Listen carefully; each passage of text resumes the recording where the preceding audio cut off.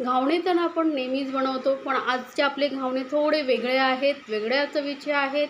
कारण हे आपण बनवलेले आहेत ओल्या खोबऱ्यापासून. हो, तुम्ही बरोबर ऐकलं आहे. ओल्या खोबऱ्यापासून आपण हे घावणे बनवलेले आहेत. खोबरं आणि तांदूळ यापासून हे घावणे अप्रतिम चवीला लागतात. तर एकदा नक्की बनवून बघा, तुम्हालाही खूप आवडतील. पारंपरिक पद्धतीने आपण तांदळाचे घावणे बनवतोच, पण तांदूळ आणि खोबऱ्याचे घावणे ही चवीला अप्रतिम लागतात.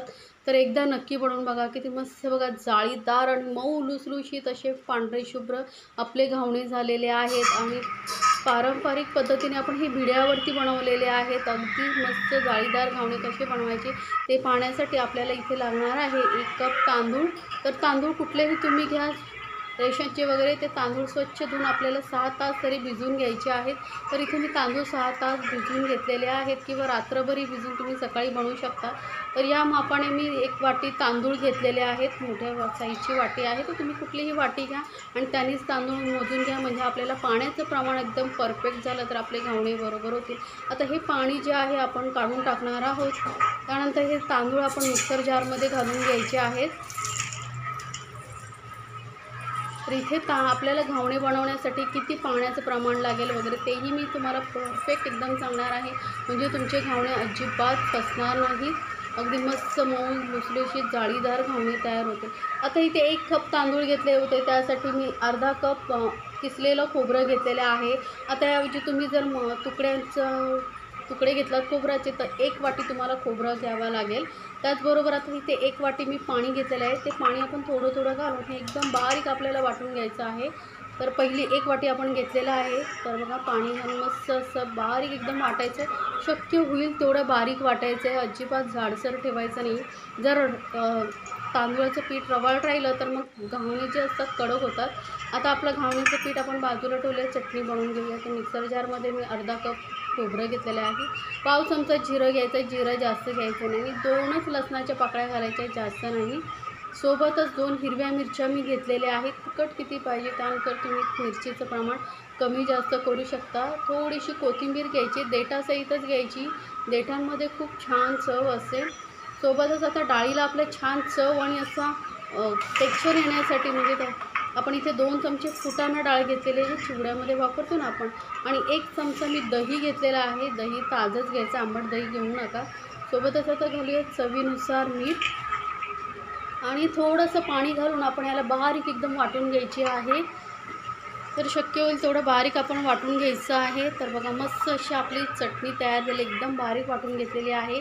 तर ही चटणी तुम्ही घावणे, पोळी कशाबरोबरही खालात तरी अप्रतिम लागते. तर आता ही चटणी ठेवूया बाजूला आणि आपण जे घावण्याचं पीठ करून घेतलं होतं त्याकडे जाऊया आणि घावणे बनवायला घेऊया. तर एका मोठ्या भांड्यामध्ये आपण हे सर्व जे पीठ आहे ते काढून घ्यायचं आहे.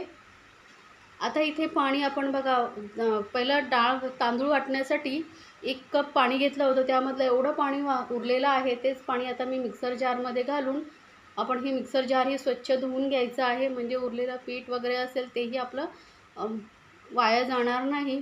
आता हे पाणी घालून घेतल्यानंतर आता आपल्याला परत 1 वाटी पाणी घालायचं आहे. तर आधी पहिलं व्यवस्थित पीठ मिक्स करून घेऊया.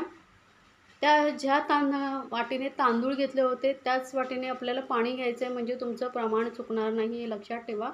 तर इथे 1 कप अजून मी पाणी घालते आहे आणि अजून आपल्याला अर्धा कप तरी पाणी लागेल. म्हणजे 1 कप तांदळासाठी 2.5 कप पाणी लागतं. तर आधी आपण मिश्रण व्यवस्थित मिक्स करून घ्यायचं. त्यानंतरच अजून अर्धी वाटी आपल्याला लागलं तर पाणी घालायचं आहे. पाणी आधी घालायचं नाही, आधी व्यवस्थित मिक्स करून बघायचं आहे. तर चमच्यावरती बघा, असे जाडसर कोटिंग येते, एकदम पातळ कोटिंग येईपर्यंत आपल्याला हे पीठ मिक्स पाणी घालायचं असतं. तर आधी मी चवीनुसार मीठ घालते आणि परत मिक्स करून घेते. आता हे व्यवस्थित आपण मीठ घालून पीठ मिक्स करत राहायचं आहे. आता यामध्ये मी हे अर्धी वाटी जे आपल्याला पाणी लागणार होतं तेही घालून घेते. म्हणजे आपले 2.5 वाटी आपण इथे पाणी वापरलेलं आहे. तर हे प्रमाण लक्षात ठेवा, 1 कप तांदळासाठी 2.5 कप पाणी हे लागतंच. आता हे आपलं पीठ तयार झाले घावणे करण्यासाठी. तर मी पारंपरिक पद्धतीने भिड्यावरती असे घावणे करणार आहे. असं भिडं येतं किंवा तुम्ही पॅनवरही करू शकता, पण मी पारंपरिक पद्धतीने असं भिडं बघा, मस्त जाडसर असं. आणि यावरती अजिबात घावणे चिटकत वगैरे नाही. आणि मस्त जाळी खूप छान येते घावण्यांना. घावणे, आंबोळ्या तुम्ही यावरती करू शकता. आता पूर्वतयारीही करून घ्यायची। एका डिशवरती आपल्याला हा कॉटनचा कपडा असा ठेवायचा आहे आणि त्यावरच घावणे काढायची, म्हणजे चिटकत नाही। आता भिड्याला तेल लावण्यासाठी इथे मी कांदा घेतला आहे। कांदा खालच्या साईडने असं मोठा कट करून घ्यायचा, म्हणजे तेल लावायला सोपं पडतं। आणि वरच्या साईडने असा चमचा कांद्यामध्ये रोवून घ्यायचा आणि वाटीमध्ये तेल घेऊन असं आपण हे भिड्याला लावून घेणार आहोत। तर भिडं मी गॅसवरती तापत ठेवले। भिडं लक्षात ठेवा चांगलं तापलं पाहिजे व्यवस्थित। बघा असं तेल लावताना मस्त धूर आला पाहिजे, एवढं आपल्याला ते भिडं तापून घ्यायचं आहे, म्हणजे आपल्या घावण्यांना छान जाळी पडते। हे ज्या टिप्स मी सांगते ना त्या नक्की फॉलो करून तुम्ही करून बघा। असं मस्त धूर आला पाहिजे एवढं आपल्याला हे भिडं तापून घ्यायचं आहे। व तुम्हाला दिसत असेल किती छान असा धूर येतो आहे। आणि जेव्हा प्रत्येक वेळी आपण घावणे घालणार तर पीठ व्यवस्थित मिक्स करून घ्यायचं, कारण ते तांदळाचं पीठ आहे खाली बसतं, त्यामुळे व्यवस्थित मिक्स करून नंतरच आपल्याला याला गरम पीठ सोडायचं आहे। तर सुरुवातीला साईडने आणि नंतर मध्यभागी असं पीठ आपल्याला घालून घ्यायचं आहे आणि लगेचच यावरती झाकण ठेवायचं आहे। जास्त नाही 4-5 सेकंदच ठेवायचं आहे, जास्त नाही। तर बघा मस्त जाळी पडलेली आहे। तर याला आता आपण घावणे जे असतात ते एका साईडने शेकवले जातात, दोन्हीने।